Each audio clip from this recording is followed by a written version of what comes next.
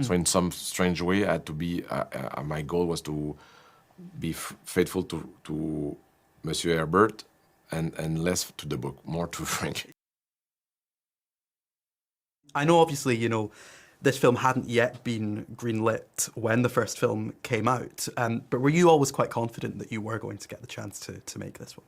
As when I was shooting part one, I remember saying to myself when I was in the desert to enjoy the moment, because I wasn't sure if I will ever go back to Arrakis. It was not a given, but when I was cutting the film, I knew that the studio was really enthusiastic about where it was. So in post-production of part one, I knew that the chances to do part two were very, very, very high. It would have taken a massive catastrophe into a point. Yeah, and were you always quite consistent in your vision in terms of how you wanted to adapt the second part of the book? Did things change quite a lot while you were writing the script in terms of which bits you wanted to take from the book, which bits you wanted to change? Or it's a true adaptation in the sense that it's like my take on the book. It's they are like a strong decision that were made in order to bring this adaptation to the screen. These decisions have been made in order to be faithful to Frank Herbert. So in some strange way, I had to be.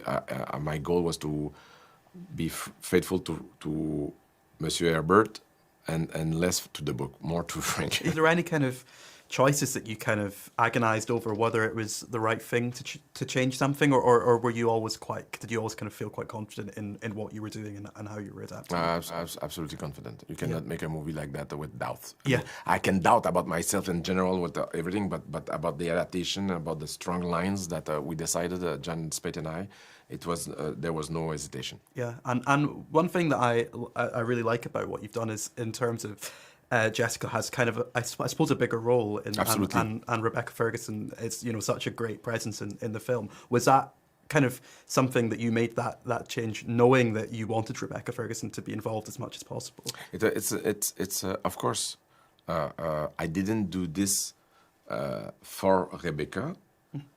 Of course, it's an incredible pleasure for me to work with Rebecca because she's an amazing actress, and honestly.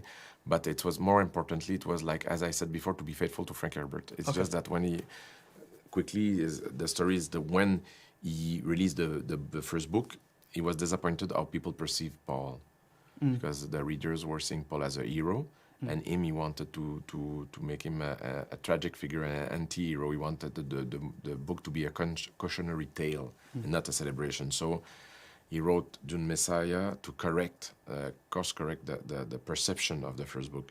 And I knew that, so my adaptation was made thinking about his intentions, initial intentions. And on a similar note, did you kind of want to, I guess, sow the seeds for if you are going to be adapting Dune Messiah at some point, did you make some decisions in this film kind of bearing in mind the future as well?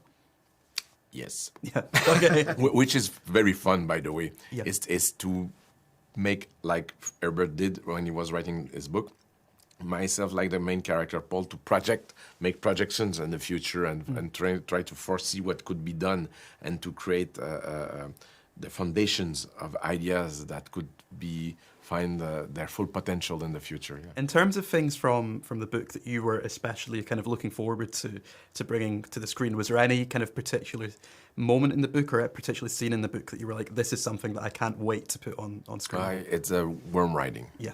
Definitely, it's one of the iconic moments of the book. It's like it's a fundamental pivot moment for the main character, and I wanted to make sure that it will be conveyed with the right energy, the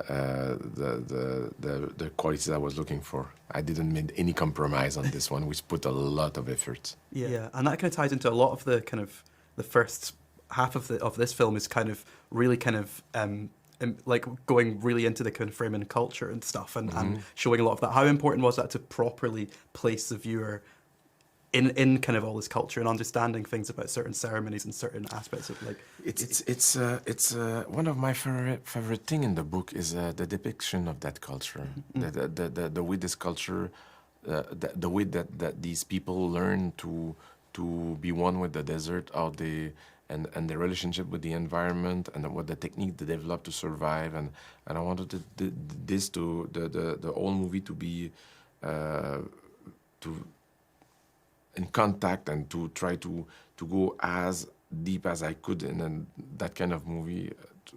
I could have spent days there. I mean, I'd say yeah, it's something that I had to, unfortunately, it's I try to keep it as present as possible. I try to protect that as much as possible.